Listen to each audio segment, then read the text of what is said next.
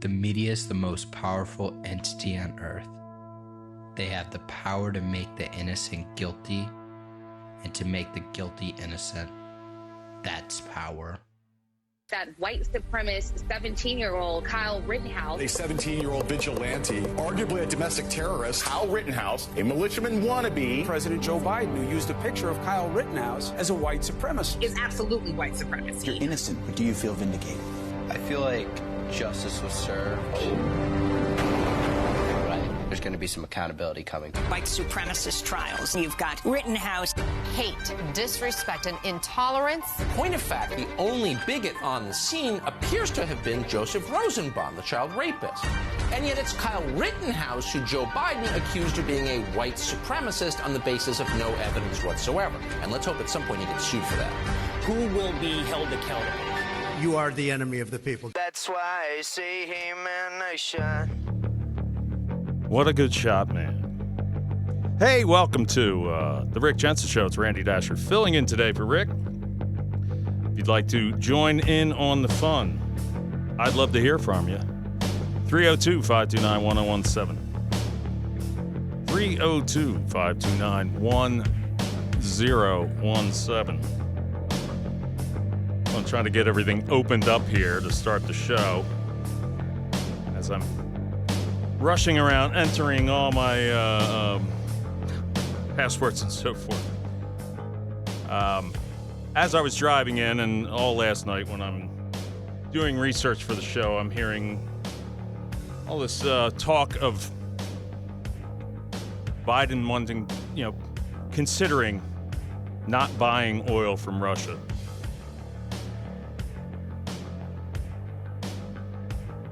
That's just the sound of me putting my password in. All righty, good. It's a lot to do in 3 minutes during CBS News when you're here alone. And I'm thinking, obviously it's going to drive the price of gas, which is completely through the roof now, completely destroying our economy, and a really stupid move. But I tell you, I'm not trying to give Putin advice. He's not listening to this show, so don't worry about it. But if I were in his position, I wouldn't wait for Biden to tell me that we're not going to buy your oil anymore. I think if I were Putin, I would say, I don't want your worthless fiat money anymore. I'm more concerned about gold, silver, platinum, oil. Oh, wait. He's not concerned about oil. He's swimming in it. He doesn't need our oil. He has his own. Well, he doesn't get it from us anyway, but he's got plenty of it. What he doesn't need is our worthless fiat dollars.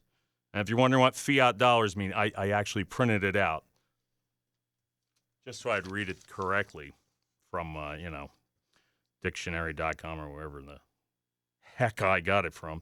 Inconvertible paper money made legal tender by a government decree. Okay? So there you go. I don't think he needs it. It's a really, really, really dumb idea to decide that, you know what? Hey, we'll show him we won't buy his oil. We've only been starving him out with everything else with all these sanctions, getting most other countries on the earth to hate the guy, with the exception of, a few that he can gang up with and probably kick our ass. This is the dumbest thing ever. This entire situation. Why the United States has to get involved is beyond me.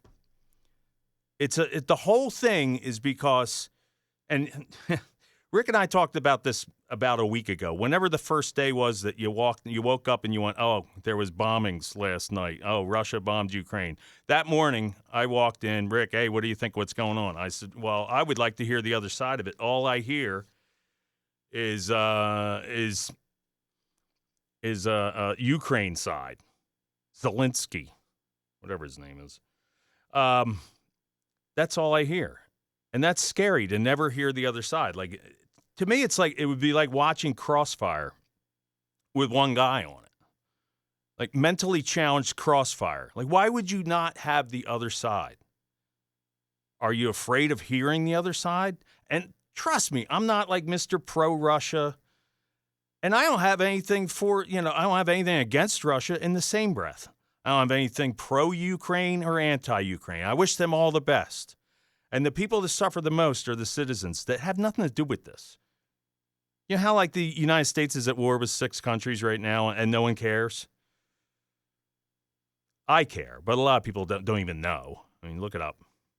But, their people don't want this. This is the government deciding to do this.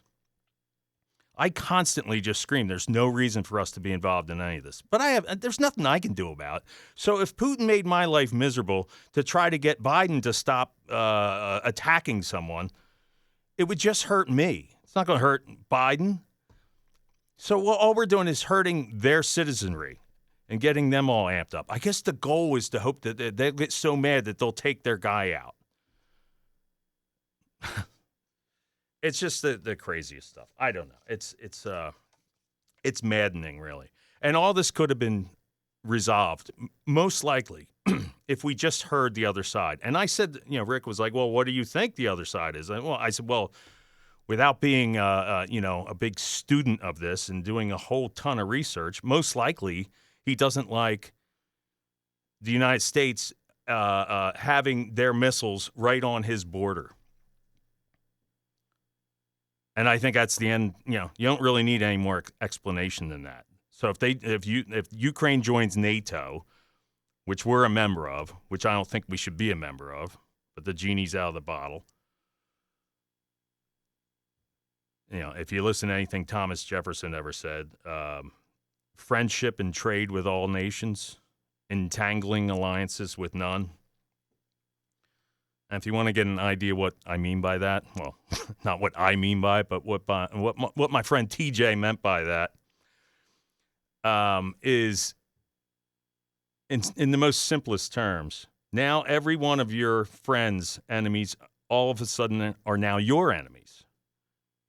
Look at Switzerland. How many wars are Switzerland involved in? 0. They're never involved in any of this. Ever, ever, ever. They just sit there and have a nice life. And we just get involved in every aspect of it. And the second we started sanctions, that's when we got involved. That's an act of war. Don't kid yourself.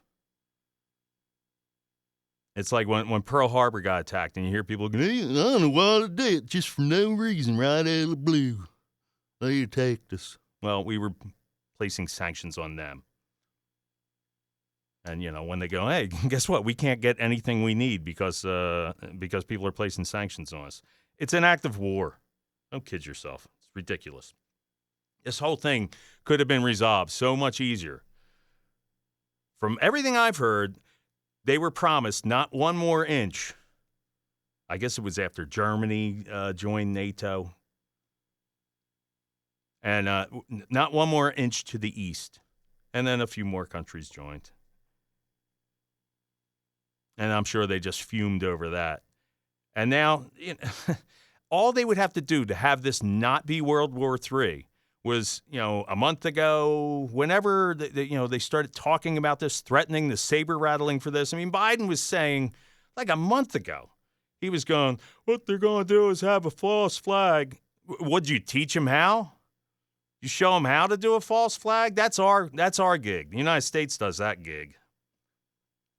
And I have nothing against the United States as a country, but I hate most of our government, most of the government in the past. I mean, we had a few good ones sneak in here and there, but most of them are a bunch of warmongers. Go listen to what Lindsey Graham is running around doing in 2016. He's over there nonstop wanting to get involved. And McCain, too.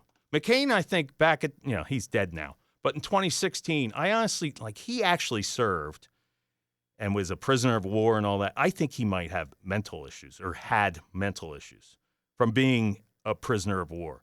And maybe it's in his head and he just wants everyone else's kids to get involved in a war. I don't know. I mean, it makes no sense. If he went through it, wouldn't you think he would be like the most anti-war person? That's why I love Tulsi Gabbard. I don't agree with a lot of her economic issues, but she was, she's a major in the military. And she is super, super, super anti-war. Well, there you go. It's better than Lindsey Graham sitting at home with his little green toy plastic soldiers. Rat-a-tat-tat-tat. With his little toy tanks rolling around the sandbox. That guy is a complete chicken hawk. I want to say other words, but I'm trying to keep my career here. But, okay. So I found the clip of Lindsey Graham. We'll play him. This is Lindsey Graham. I think this is from CNN. I'm a rootin', tootin', lasso loopin', popgun shootin' chicken hawk. There's my victim now. Wait a minute. I played the wrong clip. All right. So there's other clips of him running around nonstop. Can't shut up about how great this is going to be to go over there. And this was in 2016. I like what you've done here. Okay, here it is. Oh, retry, something went wrong. That's what you always want to hear live on the air. Retry, something went wrong. All right, wonderful. Oh, here we go. Good. It worked. All right, play this stupid thing. Hang on. Let me get the volume cranked way up. The one time he's not loud is when he's talking over there in Ukraine, getting the soldiers all worked up. We have everything for you. Oh, you're pretty handy with my money. Here we go. Your fight is our fight. 2017 will be the year of offense. All of us will go back to Washington and we will push the case against Russia. This is December 2016. Why is he doing this? What was the purpose of all this? Why? This guy should be just like removed from office. He started this. That's why we're where we are today.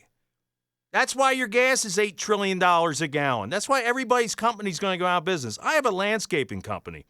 Am I going to promise? I cut lawns and I sign a contract for how much I'm going to charge from April 1st till November 30th to cut your lawns. Let's just say they're $75 and gas is $4.25 the day I sign the contract. And then in August, gas is $12.25. Should I just drive around and lose money? Should I be out there 110 degrees, glasses sliding off my nose, hitting bees' nests with my weed whacker, getting stung 49 times? Out there doing that, losing money? Am I going to do it? No, I'm probably just not going to do the job anymore because it's too. There's no stability. I mean, am I going to do it for the same price I did it in 2020 when Trump was in office? And I'm not Mr. Pro-Trump. I'm just pointing out the difference was Trump was in office, gas was $1.89. What was it today? If you want to call in and discuss that. I didn't bother looking around. I was too busy driving and talking to myself like a mental patient. 302-529-1017, 302-529-1017. Oh, yeah, back to Lindsey, saber rattling. He's there with McLean and Klobuchar. What she's doing there, I have no idea. She doesn't talk. Your fight is our fight. Oh, good. 27. Who's we, white man? What are you talking about? It's every poor person's 18-year-old kid's fight. It's not yours. It's not even your kids. It's not even your nephew. Your fight is our fight. 2017 will be the year of offense. All of us will go back to Washington and we will push the case against Russia. Hey,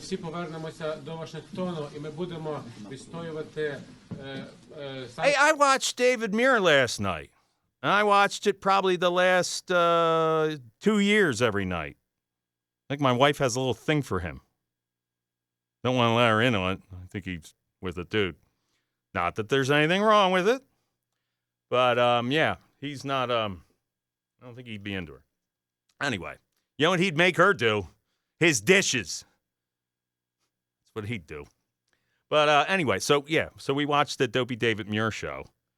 And every night, like last night, he had the leader of Ukraine on there, the president, the comedian dude, the actor. They had him on. He's acting like he's in charge. Probably who's in charge is Lindsey Graham. That's probably who's in charge. They put him in. Act like you're in charge. Then get a photo op and say, oh, I'm staying here. I'm a hero. And then it's like a movie that we're watching. Except we're not seeing the other side of the movie. And again, I'm not on here as the Mr. Russian propaganda guy. I just like to hear both sides of anything, no matter what it is. I'm always the one that's usually a little leery. If I'm not hearing the other side, that makes me want to hear it more, and I'm not hearing it. So from whatever research I find on Twitter, because I ain't going to hear it on David Muir. Like, why did they offer Putin equal time last night? Or did they just pull at the heartstrings? And they showed the poor people. Yes, I feel horrible for the poor people. There are people like picking up their dogs and running away from bombs. That's the worst thing ever. But you think any of them want that?